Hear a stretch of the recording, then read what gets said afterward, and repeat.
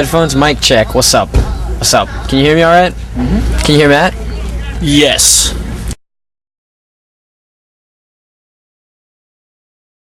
I love music, and I was a closet bedroom musician. I played bass in my room, my dorm room, my bedroom for years and years. Just kind of honing in my skill. And then Face New York came knocking, and I dropped out of my life to join a band, and it's been fun, and I haven't looked back since then. I thought I might have a small taste for music, but I just basically wanted to, meet girls, and I really liked, punk bands when I was in junior high, and I just wanted to emulate them pretty much. That was really all it was.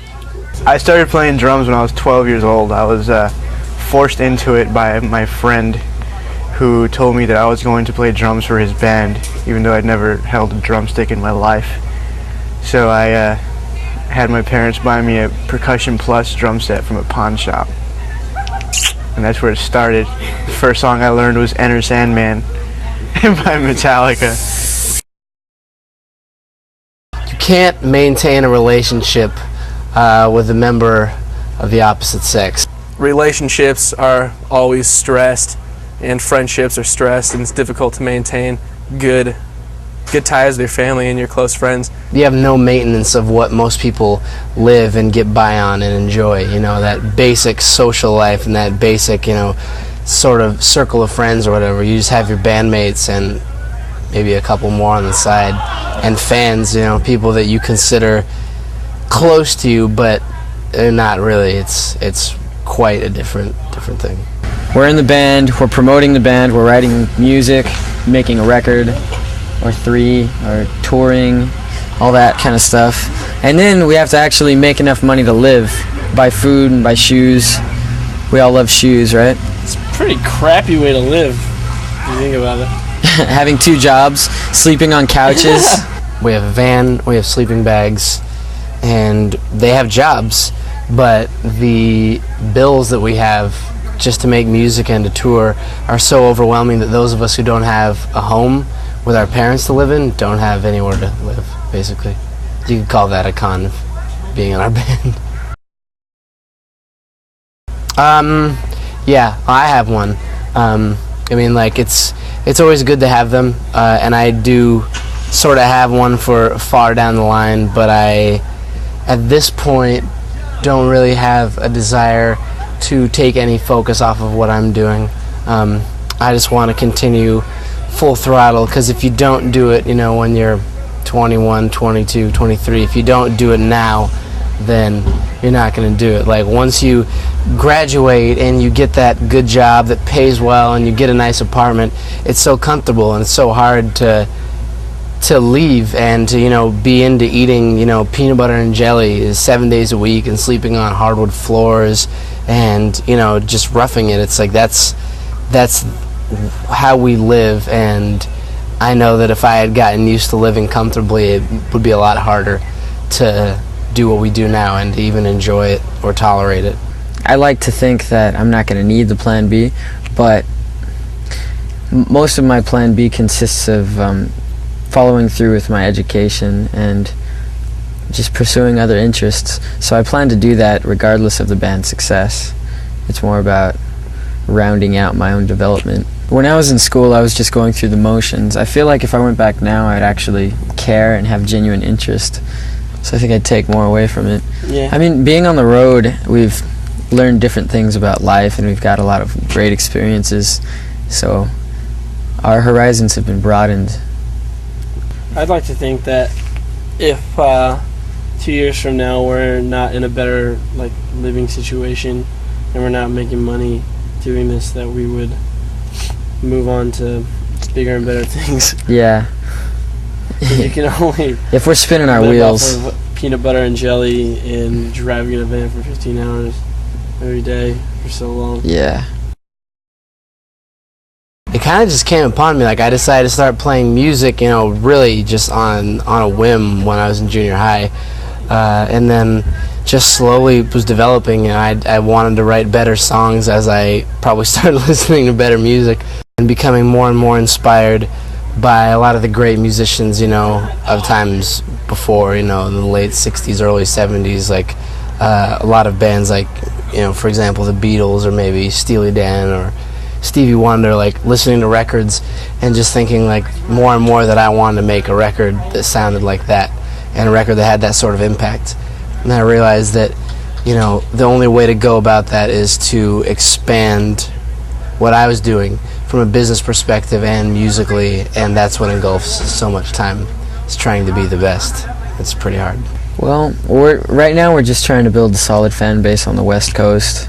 We're taking it regionally, and as opportunities present themselves, we'll move out to the Midwest and the East Coast. But we just want to slowly build the business and do it in such a way where we're not throwing money into an endless pit, which is something that we've done in the past and most bands do. But we're trying to tighten up the business a little bit, sell more records, touch people. Yeah, and like private parts. Reconnect with like. So you have an album coming out. What are your hopes for the future? Basically, we hope this year that the record will click with people pretty well. I mean, we're working it really hard as far as press and radio goes, and our hopes are that it will, it'll get us to the next step. I mean, we're not trying to be on MTV or anything, but if we have the ability to get it into some good hands and maybe get some bigger tours, that'll be awesome. Yeah, that's that. That's that over there. What do you feel it is about you guys that makes you more likely to succeed than any other, than your next band? We just have to have faith. Anything. Like, yeah, I can't. I think a lot of. Well, I mean, having a good product is part of the success, but I think any band can be successful if they're just like busting their ass all the time. Like being extremely persistent. Commercial bands there are that probably just work their asses off, but they're like totally shitty. So I mean, I think as sad as it is that music, having good music is just like not all it takes, which is sucky. Yeah, it's. You would think that like the best bands in the world would be like praised, which some are. Radiohead is very praised, and Bjork and Sigur Rós and all those. But there's so many like other smaller bands that are just not getting the credit that they that never crack the underground. Yeah. It's kind of upsetting in a way. So, of those bands that you played with, I mean, I know like Arch Bandits. Our favorite bands that we've played with. Is that what you're looking for? Yeah.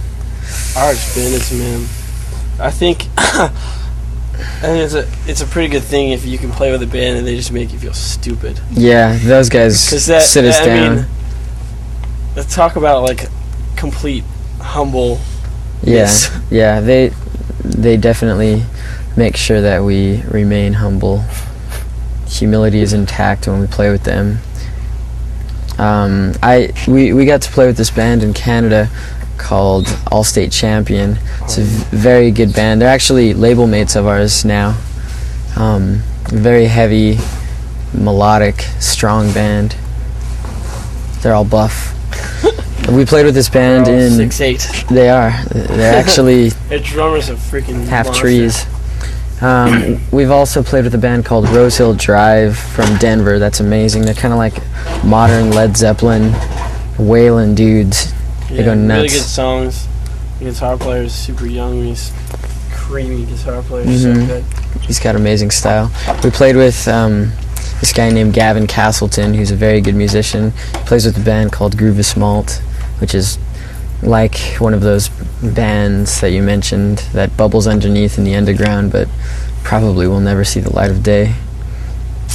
But it's too bad. Dude. Yeah, that's way too bad. Yeah. Who else have we played with that's really good? Eric played a set with a band called North America. That's fantastic. Yeah. There's too many bands to name. Dessa is fucking. They're great. So good. Yeah. And I don't know. It's cool to connect with those bands that are just like so freaking bro down. They're awesome. killing it. Yeah. They're a ripping band, and they're like the sweetest dudes on earth. Sounds like you're describing Somerset to me. Oh yeah, Somerset, man. Somerset from Minneapolis. We're gonna do a tour with those guys. They're a very, very good band. They write great They're songs. Midwest sweethearts. They're so nice. Sweethearts. Midwest. So nice. Okay. I can't really think of any more questions. Do you have any closing comments? It's all for God. When the president talks to God. Yeah. Oh, Judgment Day. Oh, God, We gotta yeah, mention dude. Judgment Day. 'Cause Judgment Day is one of the best bands we've ever played with, definitely. We feel passionately about the music we're making and each other. So, Truth.